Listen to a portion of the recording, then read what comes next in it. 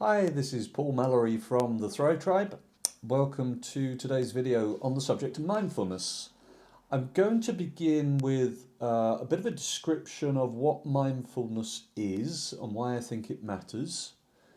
And then at the end, I'll do a very short demonstration of how to do mindfulness in practice. It's not complicated, and it's something I think we can all benefit from doing more of. So I'd like to show you at the end how to actually do it. But let's start with understanding what mindfulness is. It's one of those terms, isn't it, that's used a lot nowadays. We see a lot of videos about it. We hear a lot about it. People talking about it a lot. There's a reason why they're talking about it a lot, which I'll come on to. Well, let me start with a simple question for you. What is the purpose of your life? Why do it? What's the point of life? There we are, a nice simple question to start with. Yeah, there's been about 2,000 years of debate on what the best answer to that question is. More than 2,000 years, probably. And I've thought about that question quite a lot over the years. And I've got a relatively simple answer to the question, what's the purpose of your life? And it's this. The purpose of your life is to experience what it's like to be alive, to be incarnate as a human. The purpose of life is to have the experience of being a human being in the world. Now we have, as human beings, we're endowed with wonderful senses, 5 senses, which enable us to interact with the world. Otherwise, we could just be a brain in a jar. We'd be something like a computer simulation, unable to interact in any way with the world or sense what was happening. We would still be thinking, potentially, but not able to interact with the world in any way. Or some animated avatar from a cartoon. We wouldn't be able to actually interact with the world. These senses that we have allow us to interact with and co-create our world.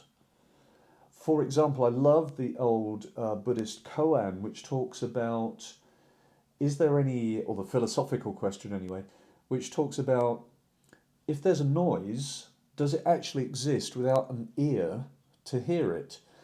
And I think you find actually the scientific answer to that is, when something makes a noise, it creates a vibration in the air, but it doesn't become a noise, a sound, until it hits an eardrum. In that sense, we're co-creating that sound that we hear. Same is true of vision. Our eyes are co-creating what we see. So we're really a key part of this process of interacting with the world and having that experience of what it's like to be alive, to be a human. And because we have a brain, we look for meaning. And meaning is our interpretation of the experience. So when our senses interact with the world, the first thing our brain does is ask, what does this mean? It asks partly, what does this mean, because it wants to keep us safe. So what does this mean? Is it a threat? Is it a danger? And therefore it answers the question, what does this mean, with some kind of a story about what just happened. There's a quote I've loved for years by an author called Joan Didion, who said, we tell ourselves stories in order to live. I think that's so true.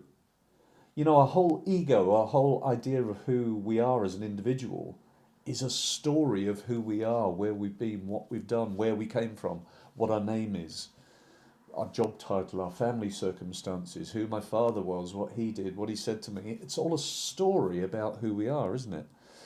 That's us trying to make meaning of this thing. Because actually, if you just stop for a moment, you stop thinking, you kind of sit here and go, what is this? What is this sensation of being alive? So if you think about your life purpose as being to have an experience, just think about this a bit. Is the purpose of your life to go to work? And I really, really hope you're answering, no, that's not the purpose of my life. It's one of the things I do, but it's not the purpose of my life, to go to work, to earn money, to pay the rent. Is the purpose of your life to have a good marriage? It's one of the things we do, and it can add immeasurably to our happiness or not, depending on your circumstances. But is it the purpose of your life? Is the purpose of your life to secure good life outcomes for your children? It may be something you consider very important, but is it the purpose of your life? Is that the reason you're here? There wouldn't be any children if you weren't here. Is that the reason you're here? So I hope you can see that these are all goals, aims, objectives, things we do while we're here, and they clearly provide some ways to experience the many things that we could experience while we're here. But there are many others, aren't there? There are people who choose not to be in a relationship. There are people who choose to become an artist or a musician, or people who choose to just travel the world constantly and never stop. Um, there are alternative lifestyles. There are alternative choices we can make. We make a lot of choices in this. And so I would argue the overall purpose is to have an experience while we're here, and therefore to realize that we're having an experience and not to miss it. If you accept my premise that the purpose of being here is to have a human experience, and if you accept, as I hope you do, that the human experience is finite, i.e., it comes to an end, it's time limited, hopefully a long time, but it does come to an end at some point. If you accept those two things, then shouldn't we notice the experience? Shouldn't we be paying attention? Shouldn't we be savouring the experience? You know, I've read loads of stories of and accounts of people at the end of life, people with terminal diagnosis, with cancer and stuff, or perhaps in the last few weeks or months of their lives. And one thing they quite often talk about is this super sensitized appreciation that they have for the sunrise and the colours they see and the sounds, the bird song they hear. They become very, very connected to their senses quite often because they're kind of trying to experience all that before it ends. And I would argue we should be trying to do that throughout our lives, not just in the last few months or weeks. The people in that situation I just described, they have this realization that their earth pass expires pretty soon. They have to cram in as much sensory input as they can in a short space of time and make the most of it, savor being alive before it ends. So we could do that earlier, couldn't we? We could start doing that earlier. And this, I think, is where mindfulness is leading us. Sadly, many of us nowadays live very mindlessly. In other words, we fail to notice the experience. We fail to truly pay attention in the moment. We distract ourselves. We find all kinds of distractions. We can be thinking about Facebook instead of hearing what's going on and feeling and watching what's going on. The example that always comes to mind for me on this one is people at a rock concert or some other event who are busy filming what's happening on stage through their phones, like filming the whole concert. And I worry that those people are missing the experience of being at that concert. You really want to absorb, you want to drink it in, assuming it's a good concert. You want to fully feel and hear and see, surely, everything that's happening, including the crowd and what's going on around, but the musicians and the vibe of the whole thing. So we must be really careful not to be distracted into, I must capture this and get it on Facebook, and miss the event itself, miss the experience. So we can live, if we're not careful, on autopilot. We can just live out of habit. We can just live unconsciously without noticing what's happening around us, just doing things, keeping busy. We're afraid not to be busy nowadays. We must have lots of things to do to keep us busy because it stops us from addressing these questions I'm discussing. And there's a fear somewhere at the back of our minds that we aren't quite experiencing life as we should, I think. There's that fear, and so we distract ourselves by keeping busy to avoid really focusing on that issue. So we're just reacting to what's happened. We're being influenced all the time by outside forces. We are complying. We're doing what we're being told to do rather than living and experiencing. There's a French philosopher called Blaise Pascal who came up with this quote a very, very long time ago, several hundred years ago. And I love the quote, which I think really starts to talk about this question of mindfulness. He said, "All of humanity's problems stem from man's inability to sit quietly in a room alone. And isn't that so true? Aren't we afraid to just sit quietly in a room alone with no distraction, no electronics, nothing to take our minds off this moment? And he explained why we fear doing that. We fear the silence of existence, as he put it. We fear the silence of existence. We're afraid of existence. This is insanity, people, isn't it? We are afraid to be alive. We are afraid of existing. So we need to fill the room with noise quickly so that we can't think about it. We dread boredom. I mentioned in a previous video I did that how on earth can we ever get bored and say, this world you've created for us is just not good enough. I need something more interesting than this. It's madness. How do we ever get bored? But we dread boredom, he said. We choose aimless distraction. And we flee from emotions. Isn't this true? We flee from emotions. We run from emotions into distractions of thinking. So we start thinking a lot so that we don't feel. Emotions can be scary. Is this rational or is it irrational that we're afraid of experiencing and knowing ourselves in the world? A couple of examples came to mind for me when I was thinking about this. One is when you watch people outside walking along the street looking at their phones as they walk. I don't know whether video conferencing or doing FaceTime or updating Facebook or potentially looking at a map, as I would do as well, to check where they are not getting lost. But what they're not doing is noticing anything about their surroundings or what's going on around them. Clearly, they're not in the moment, are they? They're looking at the phone. So I see that one a lot. A few years ago, many years ago now actually, when my kids were quite small, I remember taking them for a walk through a shopping centre near where we lived. And as a little experiment, when we reached the end of the shopping street, I stopped them and I said, right, without turning around, tell me what we just walked past in that shopping street, which they'd been along many hundreds of times before. So it wasn't like it was a strange street. They knew it very well. And they told me that they noticed the burger shop and they noticed the whatever. They noticed some of the shops that they liked to go in, the sports shop. And then after they told me a few things, they began to dry up and say, I'm not sure what else there was. And I said, okay, turn around and have a look back at that street we walked up. And of course, it's astonishing, isn't it? And I was astonished as well because I'd never really looked.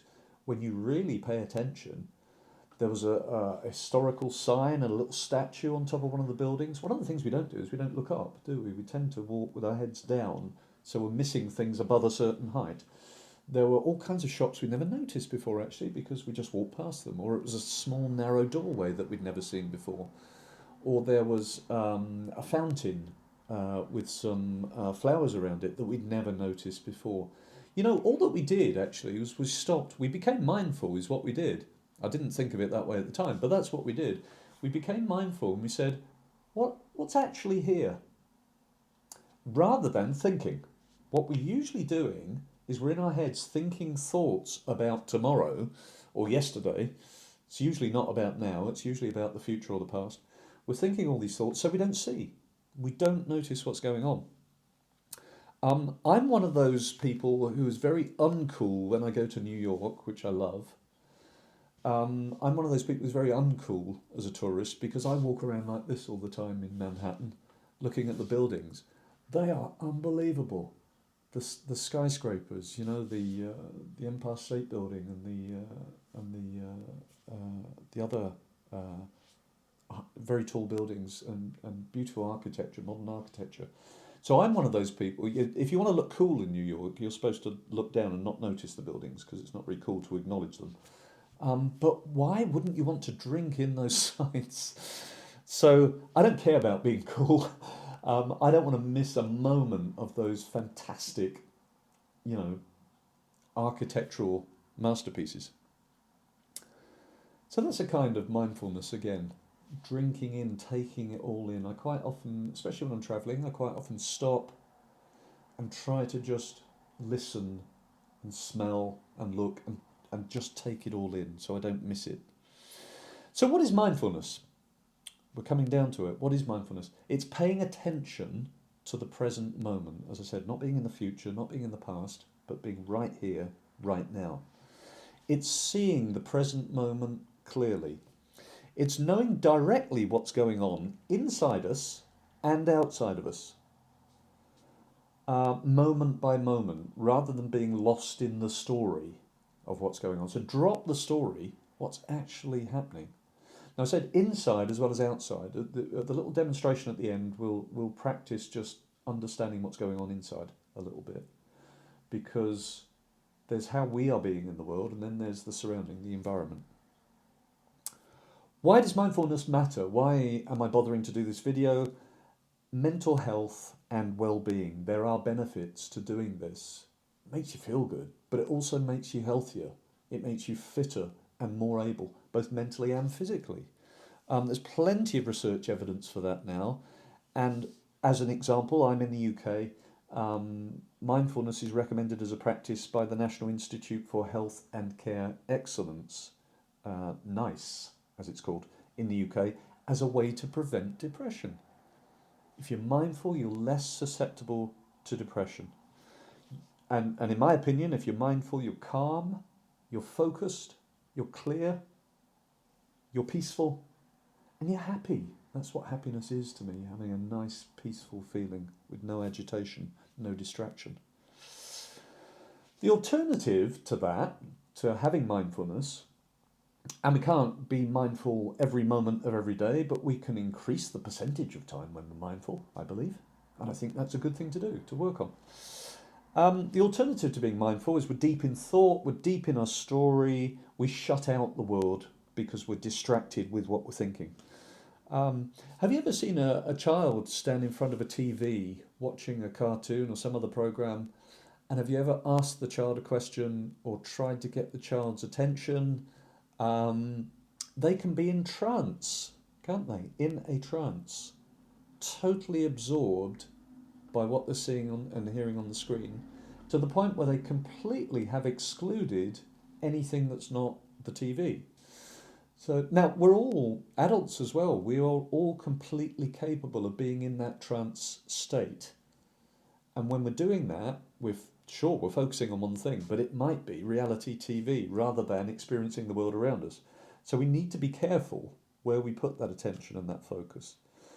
Have you ever driven a car somewhere thinking about a project at work or your career, arrived at your destination and thought to yourself, I'm not sure how I got here, I'm not sure which route I took, completely unconsciously driving?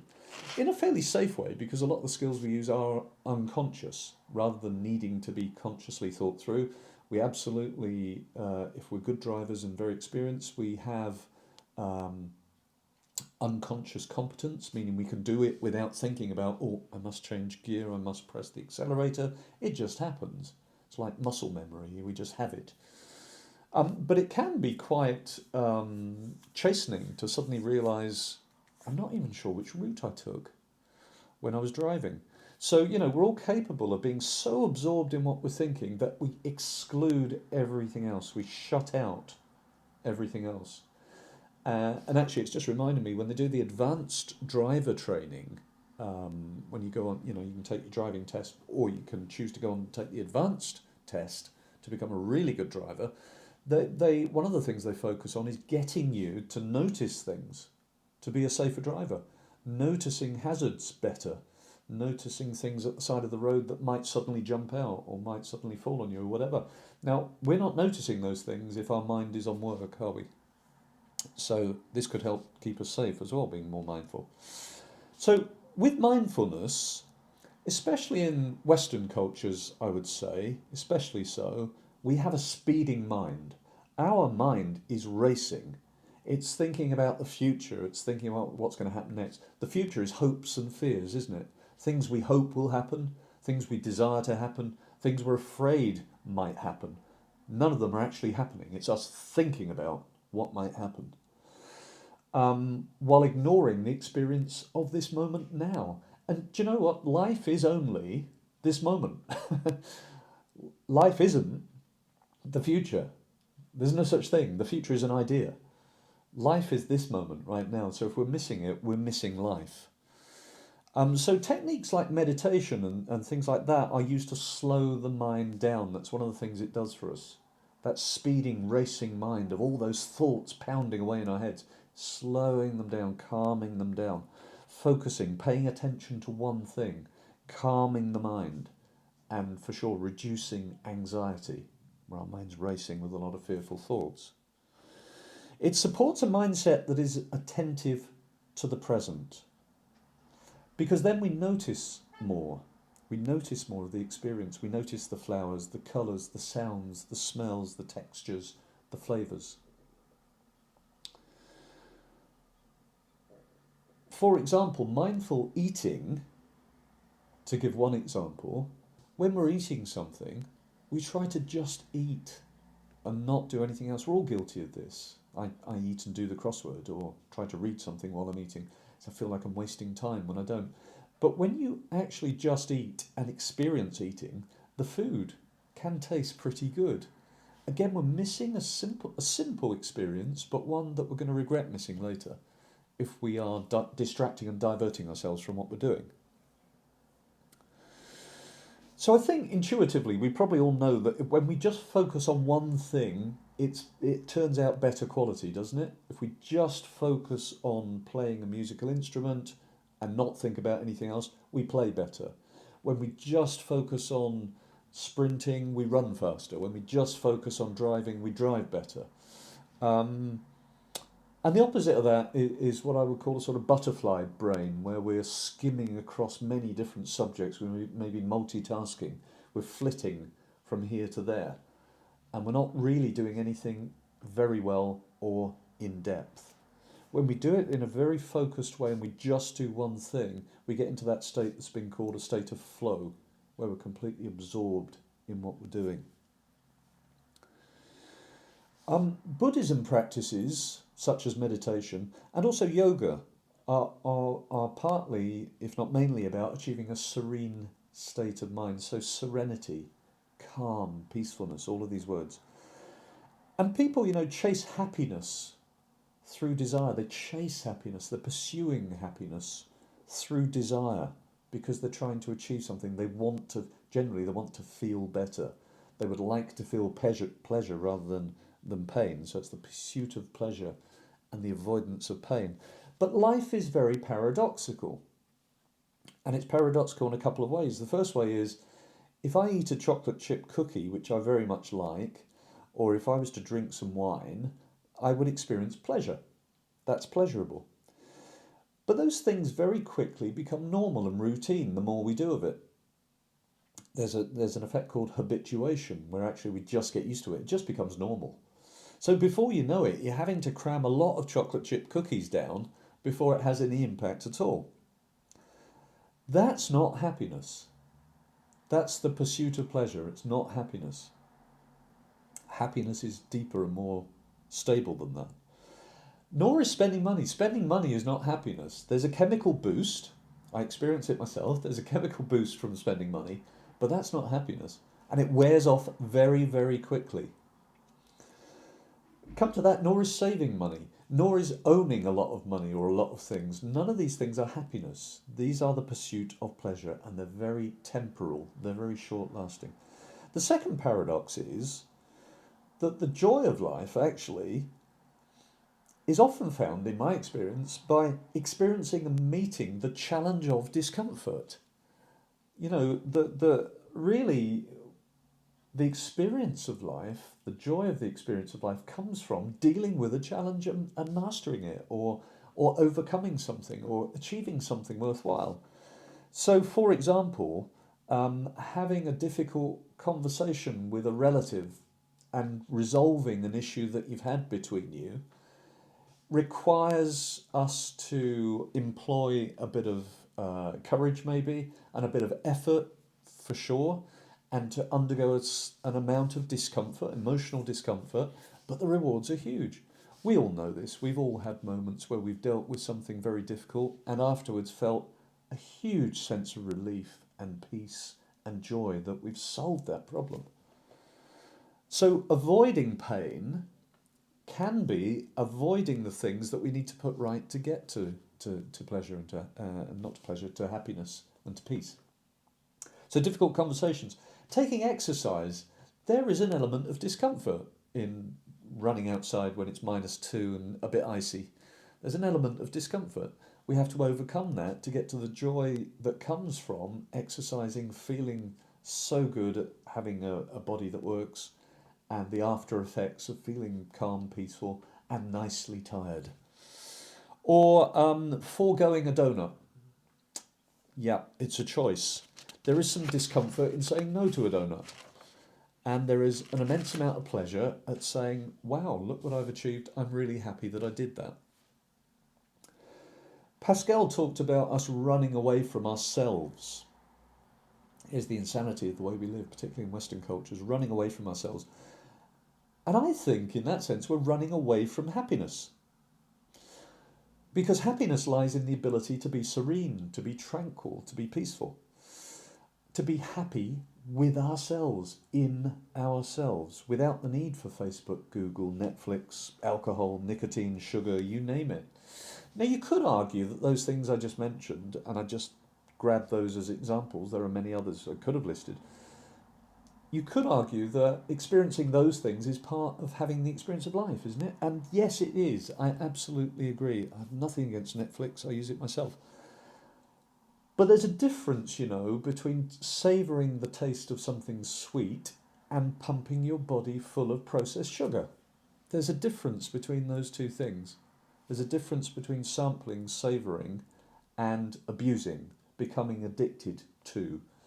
And we get addicted not only to chemicals such as sugar, which is probably one of the worst addictive chemicals that we're all on at the moment, with very bad health impacts. But we also get addicted to behaviours. We get addicted to habits, and we do things that are comfortable, and we avoid things that feel uncomfortable, that lead to discomfort. Tobacco is an obvious one, right? People get hooked on tobacco. I was many years ago. I haven't used it for about 20 years, I think now. Something like that. But I used to smoke cigarettes and cigars and so on.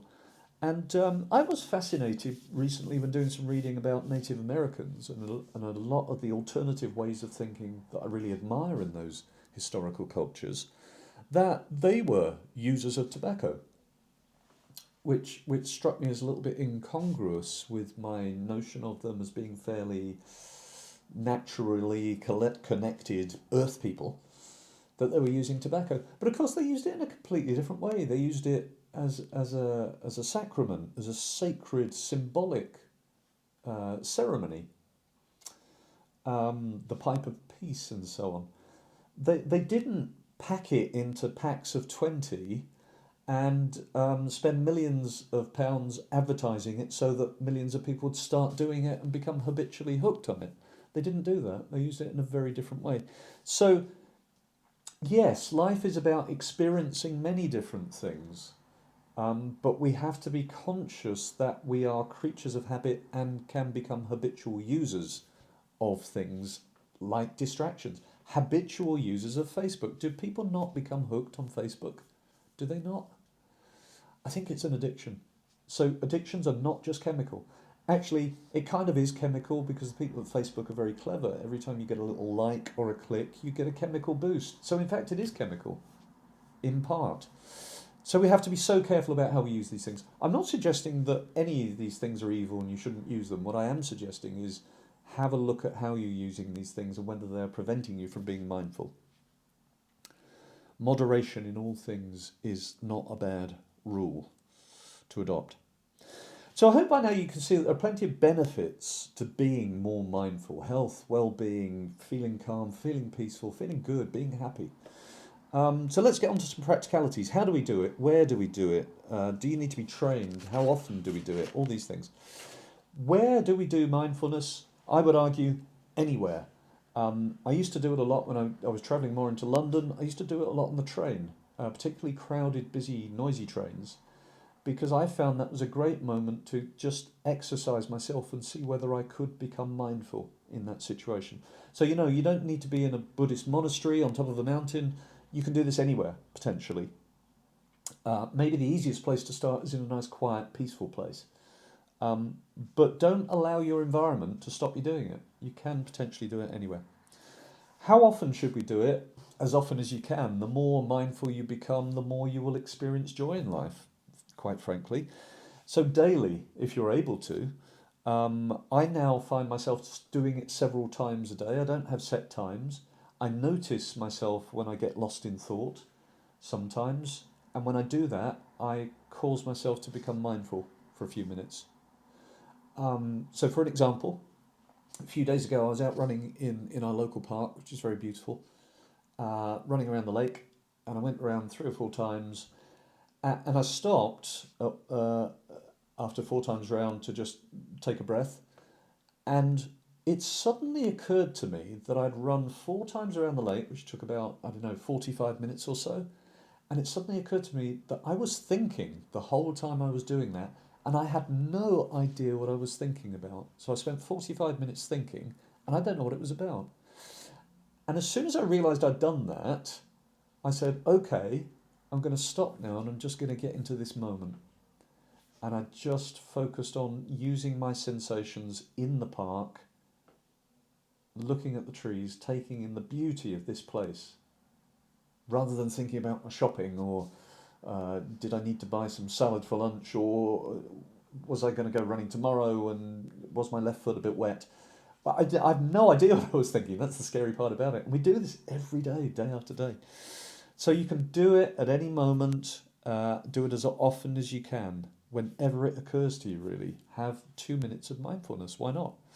How long do we need to do it for? I would suggest start small and build.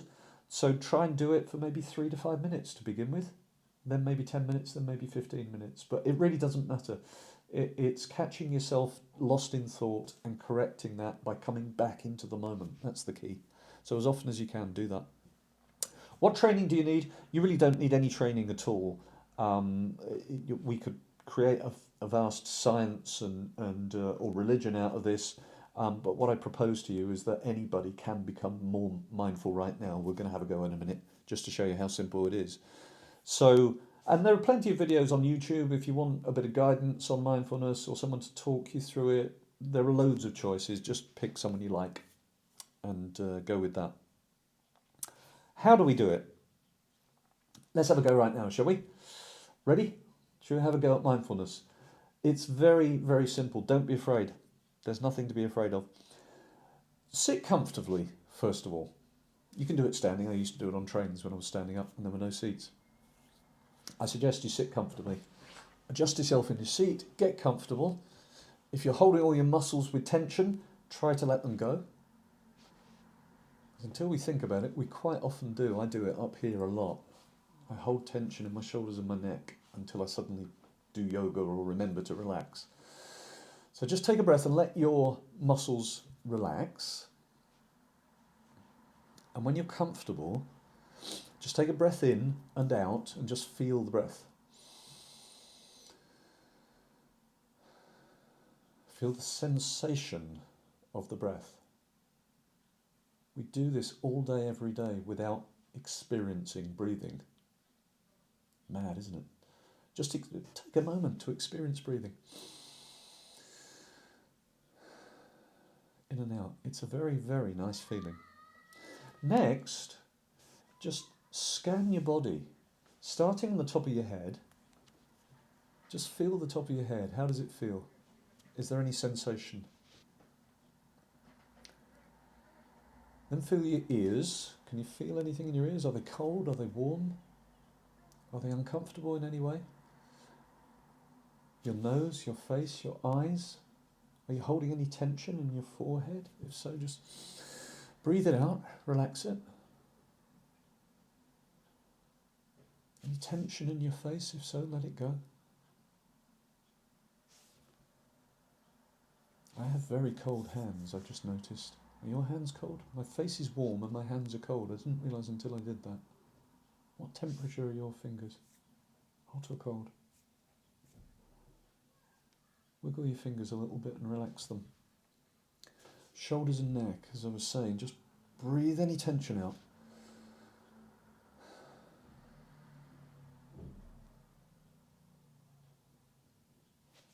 and so on through the whole body, your stomach. Are you holding any tension in your stomach? How does it feel? Does it feel good? Your legs. How do your legs feel? Just shift position. If you're in any way uncomfortable, just give your position a little shift. Become very peaceful. Your feet, your legs and your feet. Are they comfortable? Okay, so we're scanning our body to see how we feel. We don't do this normally. We're in our heads thinking usually. We're not checking how our body is. But when we do, we come into the moment. We come into now. We come into just being in that room that Blaise Pascal talked about. Just sitting quietly in a room. And when we stop thinking about it, it's a really, really nice feeling to just be. Now, you will have thoughts, you will notice thoughts, I hope, so try to notice thoughts happening.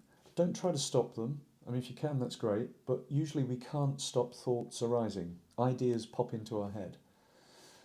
But try to notice them. So when you have a thought now, notice that I just had a thought.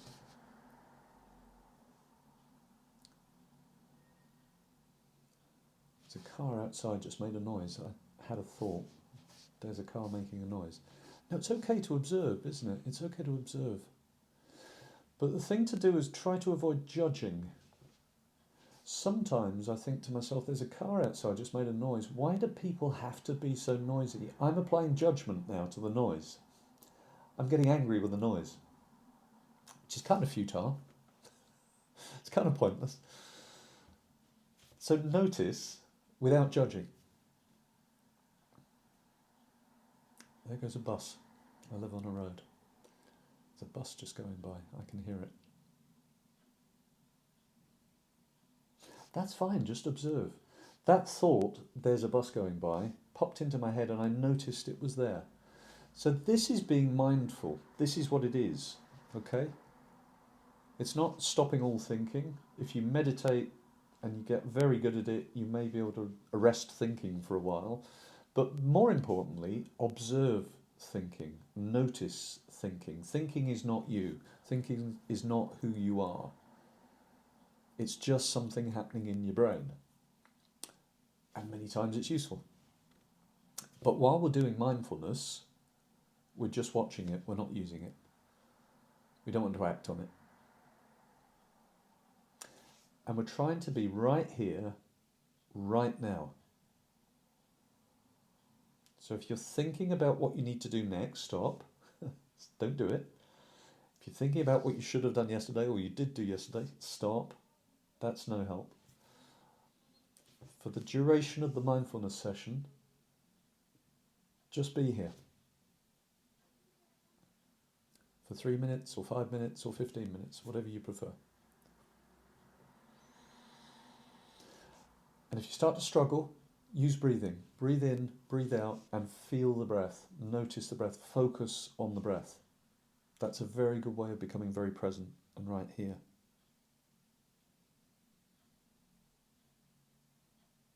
Are there any gaps in between your thoughts? Do you have a thought and then not, and then there's another one? Can you make the gaps any longer before the next one comes?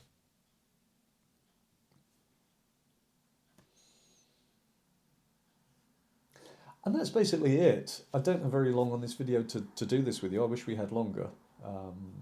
But you can do this. You don't need a video to do this. Find a quiet place, sit down, maybe once a day. Set yourself a target, let's say, of 5 minutes a day. Sit in a quiet place. Go through that procedure we just went through. Do exactly the same thing. And I think you'll find after a while you start to feel quite calm and peaceful. That's the effect it has on me. And you really, once you've done it, become, I believe, much more effective. Your thinking becomes clearer. You're more focused. Rather than just this noise going on all the time in our heads of very repetitive thinking, kind of calms it down and sorts it out a little bit. So I hope you found that useful. I hope you try it. Please leave comments. Let me know whether it works for you. And please pass the link on to anybody who might also enjoy being mindful for 5 minutes. I'll speak to you again soon. Thank you.